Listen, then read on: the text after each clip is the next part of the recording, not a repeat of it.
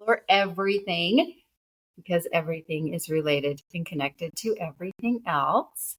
And today I have the lovely Carrie on, a dear friend of mine. And we actually haven't spoken in a good long time, and she does not know the questions. And so this is going to be fun for her to just pop in and share her fascinating life and wisdom and insight. So welcome, Carrie. Thank you for having me. I am excited to see your face and also to see where this takes us. Okay, I'm excited. Okay, question number 1. What did I learn way too late? Ooh. I mean, I'm a woman of 50 plus, and I really have just recently learned that I'm valuable as I think not valuable wouldn't be my word. I've learned that I'm beautiful in ways that I never did before. I never, as a 19-year-old, probably, lovely young lady, I didn't have those thoughts. I never looked at myself in the mirror and thought, I'm okay. I feel good about how I can walk into a room and have confidence. I never had that before. And whether that is just my own feeling of, it's not even physical beauty. It's more like this thing from the inside that makes me feel valuable. So I am in a circle all of a sudden talking, because I wasn't obviously prepared for that question. But I think, I look at myself now and I'm like, I can walk in with confidence, and I've never had that before. Even though I faked it a lot, I think I finally have melded into that person who I don't have to fake it anymore. I love that. Yeah. Does that sound? I don't know. Yeah, be that. Well, and what I would say is I like that you started out, you immediately said that you're valuable. And then you kind of dropped that word and went around, like you said, a little bit in a circle and came back to value, like that you have value Yeah. as you are who you are. Um, and I think that's I think that's an enormous lesson everybody would rightfully learn, to Yeah. walk into a room and know they have value. And if I could talk people into that, regardless of where they are or what they, it would just be step back and realize what you do offer, right? Like what people need from you as far as our purpose or whatever, however you define that, regardless of where you are in life and what you bring to the table as, accomplishments and or the whole package. Anyway, we have female friends that we sometimes don't necessarily know what to say to them. And that's just like, you have value and you have a purpose. And there's a reason why we get to be 50 plus years old and wise and maybe, not look the way that we ever expected, but, be more beautiful than we ever expected to, right? Okay, so I have a question about that. Yeah. In a society where looks are given so much attention, Mm-hmm. would you trade this sort of inner knowing of your own value for any look you had at any other time in your youth? Would you trade it? No, I would rather give my younger self some of that confidence. I think wouldn't trade it. I mean, no. I didn't mean to go into. It's not even. You. At least I did. I always went, oh, I'm too fat. Oh, I need to lose 20 pounds. Oh, I need to lose 20 pounds. And then I look at myself, how I looked back then. I'm like, come on, girl. And now I look at myself and I'm like, I could probably lose 40 pounds, but I love it. Like I'm not trying to. I'm not on a funky diet. I'm not on a funky exercise regime. I'm curvy and it's whatever. Yeah. So I think the value, it just more like this, and you know a lot. I don't, you know, some of the stuff that I went through, but I was married for like 27 years. My husband never said, "Oh, you like take my breath away," or "Oh, you make me feel good," or "Oh, what a," any compliments ever. I was fishing for like the bottom of the barrel for anything. So that was part of it, right? And being, a kid in the 80s and 90s, a little with the parents that at least I had, we just never were told. We never were, but we just you go through that period where you think that you have to be a certain size and look a certain way, and you're trying to get it from everyone. But you realize it doesn't matter. So I have a question for you about the value piece, because that's definitely something I can feel myself stepping more and more into that space where I know my value, but it's still Mm-hmm. a little bit of a dance for me. There are definitely times where I don't feel like I have anything of value to share. So this would be my question. I'm assuming, I don't know this, but I'm assuming when I kind of really get into that place where I have no doubt about my value, that two things will happen. One, I won't be looking for anyone else to actually tell me that I have it. Mm-hmm. And two, I'll probably get more of it. Right. Right. Has that been your experience? I Because that's mean, once you, yeah, I think in retrospect, I'll look at some of the things that I've maybe brought up and think, why did I bring that? Why did I go there? But you're exactly right, Shelley. It's nobody else is giving us that now, so we definitely are. I know it's not even being it's not coming from a place of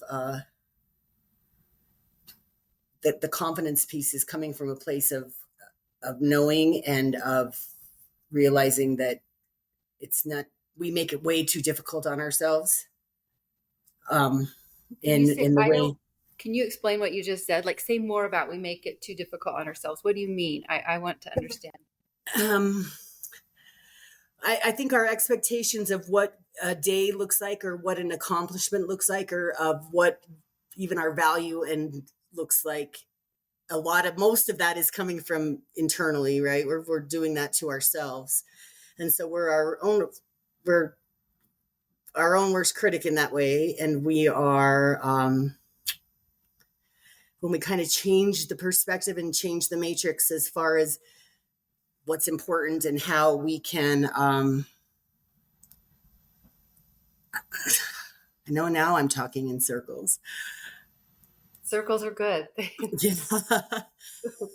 I obviously our perspective sort of changes, and I've been watching, like, just really stupid. I told you that we have some fires at our home, so we've been on fire watch. So we were at home on fire watch for like 3 days, and it's hot, and we were tired, and so I started watching dumb TV and like dating some like, I can't even remember the name of it. Perfect Match, it was called. And it was interesting because I saw these girls be there, like these beautiful girls who just self-sabotaged and were just like coming from this place of doubt, and this place of, instead of walking in the room and knowing that they were who they were, which were these accomplished people who happened to look very lovely also. But they were, and the British Baking Show, another one I watch um, they're their worst critics. Like, they start to get in their head, and they start to, like, they're baking, and they're like, and then you watch them devolve, and you can see them devolving, going into it even. Like, they're like, oh, I hope it's not this, and I hope it's not that, and I don't have this ready. And then the other person's like, whatever the challenge is.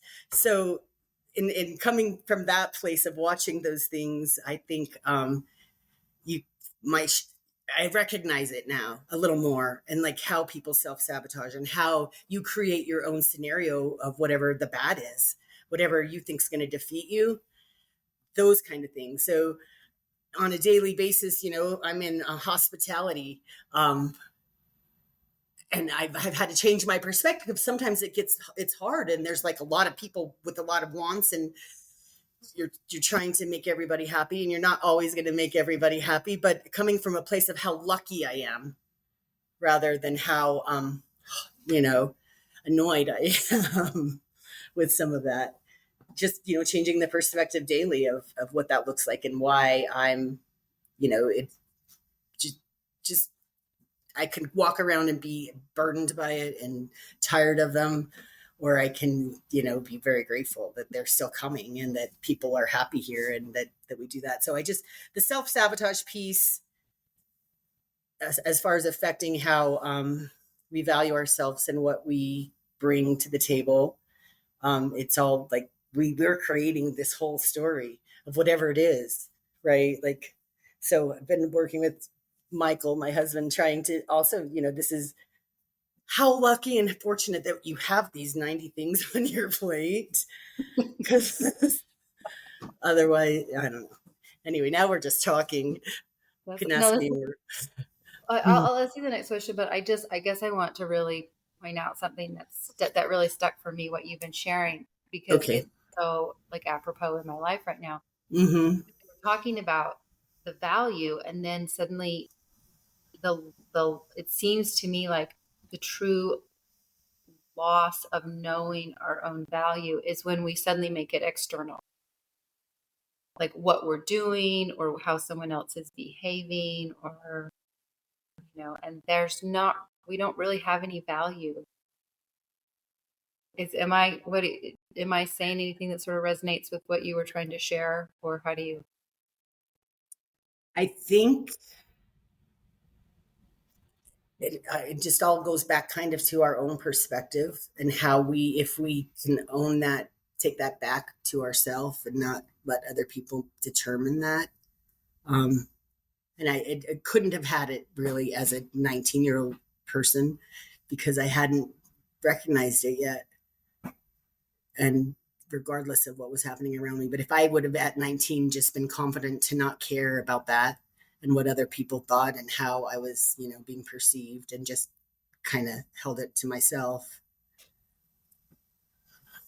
Okay. I like it.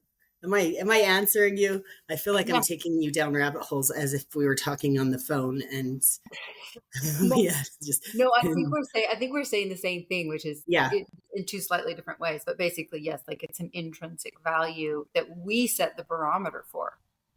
Like we decide that this is enough. I am enough.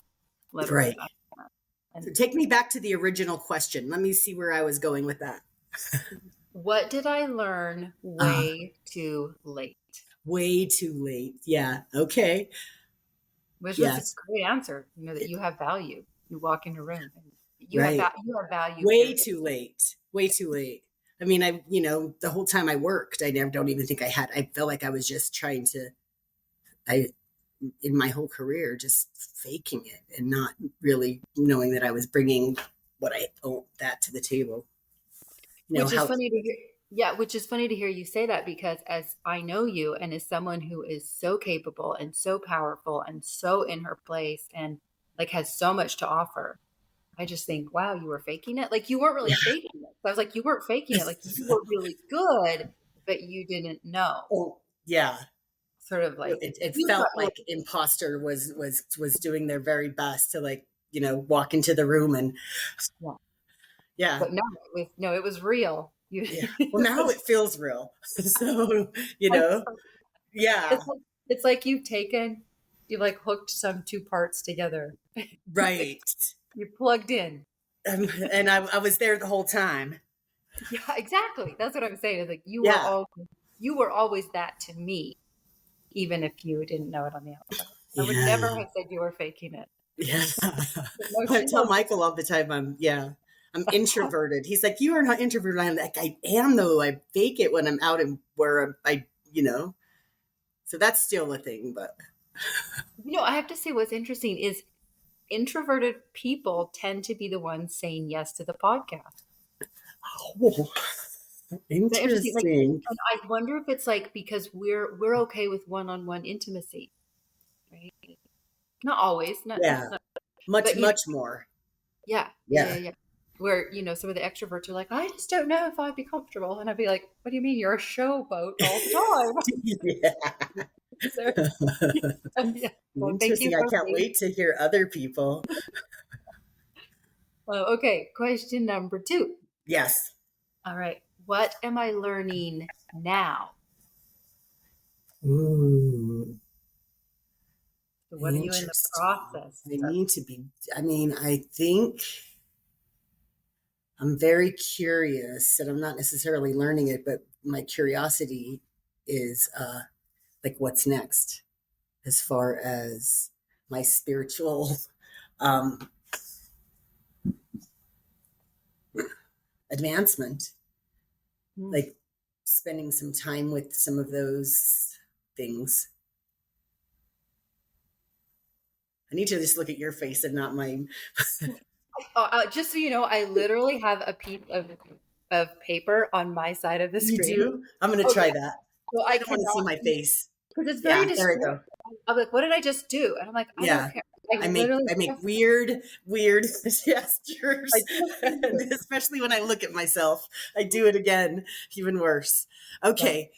yeah. So I think I'm very curious. We have this going on in our country, some of the religious right that it's just advancing to a way they're so fervent and they believe so hard in some of these things. And I don't know what I believe in and what I am advancing to. Does that make sense? Mhm. Kind of like I'm just trying to, raise the way that I was raised. I know some of the things I've had to shed as far as some of the brainwashing that I had. And I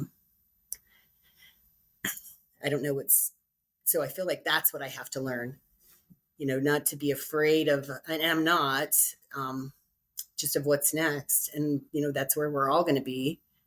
Um, so Well, I would say not being afraid of what's next is a pretty big accomplishment, because I can often be a little bit on my heels, like, well, I wonder what's next, you know. yeah. So kudos to you for being so like open arms, open hearted. What's next? What's next? Like what Open kind of mind. powers? Yeah. And I may have simplified that really, but that's. I like it. I like it. Okay, question number 3. It's my favorite one. Okay. I think Well, it says I think it says a lot about. Can you hear me? Am I talking too I, soft? yeah, I just Okay. wanted to get closer because you got closer. So Okay. My favorite question. it's a speaker. Yeah. Okay. When I pass onward, what do I hope is my final thought? Ah, interesting. And I'll tell you more about this question after you answer it. What But do I hope is my final final thought? thought. Yeah. My gosh. Well, I've had, and so I said, my last answer was, what, as I look to death really, or to the next thing. And I had an experience recently where I felt I was sleeping and I was dreaming and I can't tell you exactly what happened, but I felt like a pressure and a weight on my chest. And I felt like it was my last breaths. Weird. And I thought to myself, this is how it feels when like every human has this feeling, right? Like everyone has that thought. You would think everyone has that, just to look, whatever, whether that last realization, like this is it. And I didn't think about what I would be thinking. I just, in my mind, I thought, that's what it is. It's gone. I'm gone. So that's not what I would hope, I think. But I did wake up feeling like, oh my gosh, that's a universal thing. Like we all have that, like, last breath. And my thoughts on that would be, I would hope I could just be at peace. And I would hope a last thought would be, thank you. Like, thank you. Like you would be at peace. That's what I would hope. Love that. And it wouldn't be like, no, not now. Dishes are dirty. Oh my gosh, all of that. Yeah, no, I just hope you would just be grateful and be able to. I mean, ideally, whether it's a slow kind of thing or if it's a fast thing, um, I hope you have time to do that. So I'll tell you where that question came from. Yeah. In the meditation practice I do in the Vipassana that I've done for many, many years. Um, Yes. in it, there's the belief, and there's probably this belief in others, but in it, there's the belief that the last thought you have in this lifetime is sort of the impetus or sort of the wave that takes you into the next one. And Okay. they're always part of it is coaching you to be present and be aware so that whenever that moment comes and you're having your last breath, that you can choose the thought you want to have Yeah. so that you That's ride that wave into your next whatever happens after that. And so I have always, as you've known, you knew me right after I got really sick. Mine has always been joy. So I've always thought, well, if I could have more joy in my next life, that's what I was striving. I'm that's a striving. good reminder. Yeah, Yeah. that's why I asked that one. I love your dream. I think that was such a huge gift. I think death is an enormously overlooked gift, Yes. It's very and curious. you got to open part of that Yeah. path. And I hate I'm taking that off now because I'm looking at the purse. Very curious. Yeah, yeah. So I think anytime we have the chance to approach death and still remain in this incarnation, Uh-huh. I think we bring back more wisdom than we may initially realize. But, I think the part that is uncomfortable for me there is that foreboding. Like, what is it something that I'm telling myself is coming and preparing myself for that? And so that's very uncomfortable. I'm not ready for that, Shelley. yeah. Um, but Well, but see, but that's the gift is that yeah, you or I could be done after this call. You know, that is right. 100% true. Amazing. I Right? know that's not. So, Um, we're curiously, I'm turning 55 right in November, and I always look for something fun to do and something I haven't done before. And we're going to Oaxaca, and we're going to celebrate Dia de los Muertos for my birthday. So, and we're doing we're doing some overnight little activities where we're going to do some traditional kind of ceremonies, and looking oh, forward to even wow. more of that, right? Yeah. That's And okay. I can't wait to hear. You come right, back. You come back after yes, and share what you learned. yes. Absolutely. So it's interesting that it all kind of aligns to that topic. So it Mhm. was it was nice being here. And Nice being here. Well, the other thing I would say is there have been a few times in my life where I have felt very close to death. Um, and it was in a sense I realized after where I was pretty sure I was going to die. And I realized after that I did, but I was still alive. Like it literally was the death rebirth cycle okay, in one incarnation. So I'll be curious to see in a few weeks or a few months if you're like, oh yeah, I did go through a death rebirth as interesting. as Carrie. Yes. Okay. I want to hear back.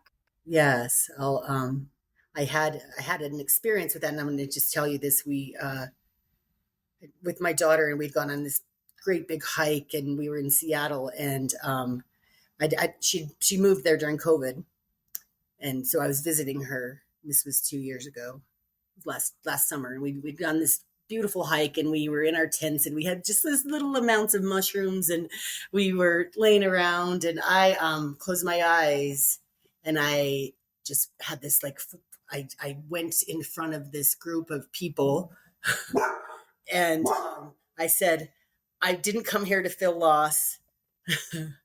I didn't come here to have hurt. If that's what is set for me, I want to go. I'm done. I'm going to go. Oh, And they wow. were laughing at me, and they thought that was the most funny thing.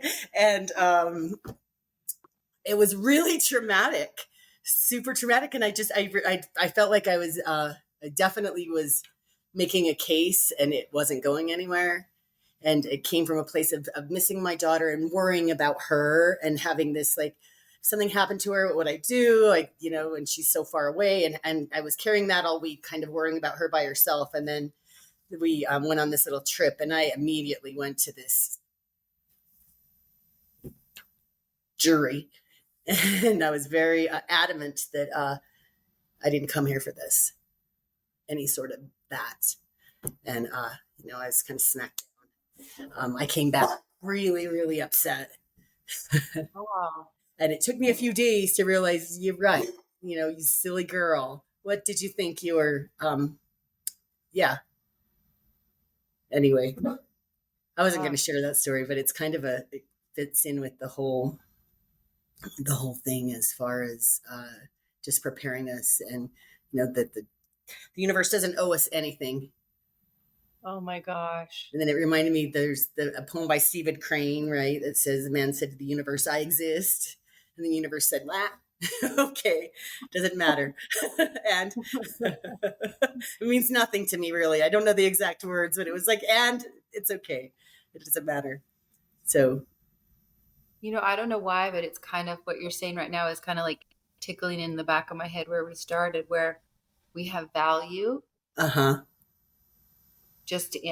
It kind of just goes to show we have value in being, because we don't have a lot of say how everything. Right. We're not owed anything. Mm-hmm. We're just given the beingness. I've seen something weird go by. Right. Yeah. Did you? Oh, yeah. Did someone fly by? A bird? I mean, I am outside the window. Something. Who knows? We'll have to replay that. Maybe it was something that. I'm kidding. Yeah. Okay. So okay, keep going. I'm just kidding. So I have one last question. Oh, and this you do? Well, this one is for you. Okay. So is there a question that you think would be very interesting to ask? That I think would be very interesting to ask. Well, I think your questions are very interesting, as far as opening somebody up and getting some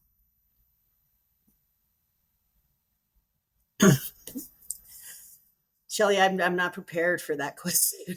That's okay. I don't know. I think that and I taking it from there, if I could ask, goodness. Yeah. I think it's hard to beat what you've already put out there. Okay. Really? I just like to ask. Yeah. Yeah. Well, I'll think about it later for sure. No, I'm sorry. I don't know if you heard somebody's knocking at my door. I just ignored them. No. But I was going to say you just saved yourself another question, because I was just going to turn what you said back on you. Oh, you were? See? You're like, no, I know your ways. Yeah. Well, thank you for coming on and sharing stories and sharing my stuff. And I have to say, we touched on two specific things, which I think are just universally important, and that is intrinsically knowing your value, which is the first thing you touched on, and then understanding death. Yeah. And every one of us will take a last breath. Right. Yes. Single one of us. And well, I hope you don't replay this in 4 weeks when it's me, and you can say, "See, look at her. She." No, I do. I am highly curious, and I am a little bit suspect that you might come back here and say, "I literally went through a death rebirth, and a big part of me died." and I'm behaving in a different way, and I'm, engaging with life in a different way. So, yeah. And I think Interesting. that alone is such an important, I mean, death is not, there's not just one death, I think there are many deaths throughout a lifetime, our own and others. And obviously, there is one big, seemingly Final. final death, Right. but there are many traditions that say that's not it. It's just a doorway to something else. So that's for each of us to decide. But, all right. Any last words? Anything you would want to share or want people to know? Or I think I think you got more out of me than I was thinking I was going to give you. I wasn't trying to I take. know I did it. I did it all myself. Love Well, seeing your fabulous. face. It's fun. It's been fun to talk. I know it's been lovely. So, and to our audience, thank you for joining us. And I hope you enjoyed as much as I did staying here with Carrie and learning from her. And take care of yourself. I love you, dear. Thank you. Okay. Bye bye.